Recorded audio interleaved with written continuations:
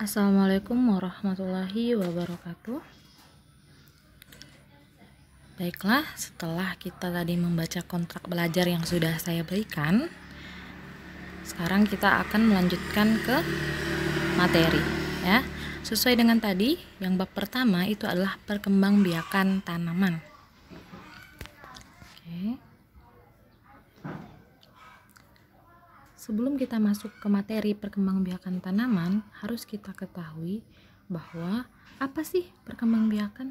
Mengapa sih perkembangbiakan itu perlu dilakukan? Nah, perkembangbiakan itu adalah proses memperbanyak diri atau suatu proses yang bisa membuat spesies tersebut menjadi tidak punah. Gitu ya. Oke, lanjut. Apa saja yang akan kita pelajari di bab ini? Nah, di perkembangbiakan tanaman itu ada perkembangbiakan secara generatif, artinya melalui biji atau perkawinan atau penyerbukan. Yang kedua, melalui perkembangbiakan vegetatif yang artinya tidak melalui perkawinan atau penyerbukan. Di sini perlu kita ketahui kalau melalui perkawinan berarti dia membutuhkan sel gamet jantan dan sel gamet betina. Tetapi kalau vegetatif tidak melalui perkawinan berarti tidak membutuhkan sel gamet tersebut. Oke, penyerbukan. Apa itu penyerbukan? Penyerbukan adalah jatuhnya serbuk sari ke kepala putik. Apa sih serbuk sari? Nah, coba kita lihat bagian-bagian bunga berikut. Yang empat itu adalah mahkota. Yang pertama, yang satu itu adalah putik. Putik sebagai alat kelamin betina. Kemudian yang kedua itu adalah benang sari. Nah, benang sari atau stamen sebagai alat kelamin jantan. Kalau yang ketiga itu tangkai sari. Yang kelima itu adalah bakal biji. Yang keenam itu ada kelopak. Yang ketujuh ada tangkai. Yang kedelapan adalah daun. Yang keempat itu adalah mahkota. Mengapa mahkota di bunga sangat indah dan menarik?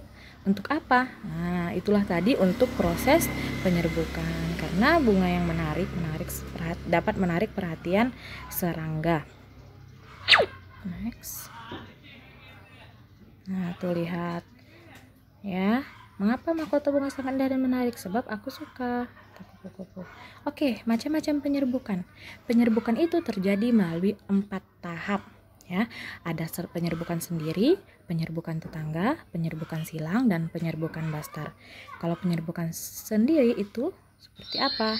Tuh, dilakukan oleh bunga itu sendiri. Jadi di situ ada serbuk sari masuk ke kepala putik. Oke, berarti itu penyerbukannya dilakukan sendiri. Yang kedua, penyerbukan tetangga. Nah, penyerbukan tetangga masih dalam satu pohon, tetapi dengan bunga yang berbeda. Kalau penyerbukan silang, beda tanaman, tapi masih satu spesies. Kemudian penyerbukan bastar, sudah beda tanaman, beda juga warnanya, beda spesiesnya. Oke. Next. Para pembantu penyerbukan. Nah, ada lebah, serangga ya, ada kelelawar, ada manusia, ada bantuan angin, bantuan hujan, itu juga bisa ya. Nih, tuh kalau seandainya serangga mau membantu penyerbukan. Nah,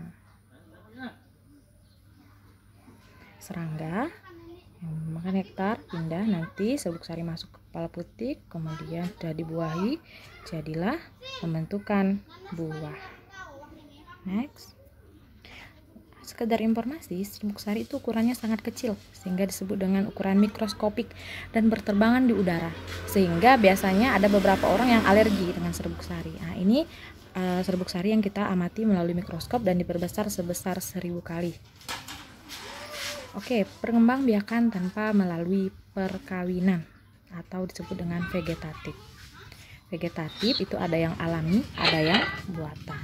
Kalau yang alami itu ada membelah diri, spora, tunas, umbi, geragi, dan akar tinggal. Kalau buatan ada setek, cangkok, merunduk, akulasi, menyambung, dan sambung pucuk. Vegetatif alami itu seperti membelah diri biasanya dilakukan oleh bakteri dan kangkang hijau. Nah, prosesnya dari sel dia akan langsung membelah diri. seperti yang dilihat di gambar. Proses membelah diri tuh, dari satu bakteri bisa menjadi penuh lingkarannya ya. Lanjut, kalau spora itu biasanya terjadi pada jamur, tumbuhan paku, tumbuhan lumut dan lumut kerap. Nah, itu spora. Yang ini spora, bisa kita perhatikan yang ada tanda merah ya. Jamur juga menghasilkan spora jatuh di tempat lembab ya, kemudian nanti akan langsung tumbuh menjadi jamur itu sendiri gitu. Kemudian tunas itu contohnya bambu itu pakai tunas yang biasa kita makan. Tunas bambu itu namanya rebung. Nah, itu tuh namanya bambu muda. Sebenarnya itu tunas itu cikal bakal bambu baru. Kemudian pisang juga pakai tunas. Kemudian tumbuhan sri rezeki, nanas. Kemudian golongan palem-paleman seperti kurma, anggur, dan aren. Umbi itu bagian tanaman yang menggembung di dalam tanah ya. Contohnya umbi batang. Kemudian umbi lapis, umbi akar. Umbi batang contohnya kan kentang, umbi lapis contohnya bawang, umbi akar contohnya wortel. Next. Kemudian geragih atau stolon. Ini pada tanaman arbei dan pegagan ya. Jadi batang pada ranting itu menjulur di atas permukaan tanah, di mana bawah batang tumbuh akar serabut. Tuh, kita bisa perhatikan di bawahnya tumbuh akar serabut. Kemudian akar tinggal atau rizoma. Ini biasa terjadi di kunyit, lengkuas, jahe, kencur, rumput.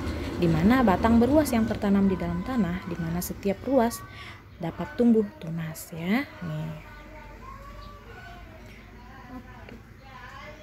Nah, kemudian vegetatif buatan.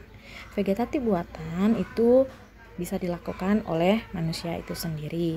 Yang pertama adalah stek. Stek itu menanam potongan sebagian tubuh tumbuhan. Kalau batang, ini contohnya. Kemudian, kalau cangkok itu mencangkok tanaman yang menggunakan sabut kelapa, dan lain-lain sehingga nanti akan terbentuklah tumbuhan baru. Kemudian merunduk umumnya pada tanaman bunga-bungaan agar diperoleh bibit banyak secara cepat. Ini ya, tanaman kita rundukkan. Oke, kita masukkan ke tanah, lama-kelamaan akan tumbuh akar. Setelah udah tumbuh akar tinggal dipotong. Oke, beda tanaman yang ditanam dengan biji dan hasil cangkok. Nah, silakan dibaca.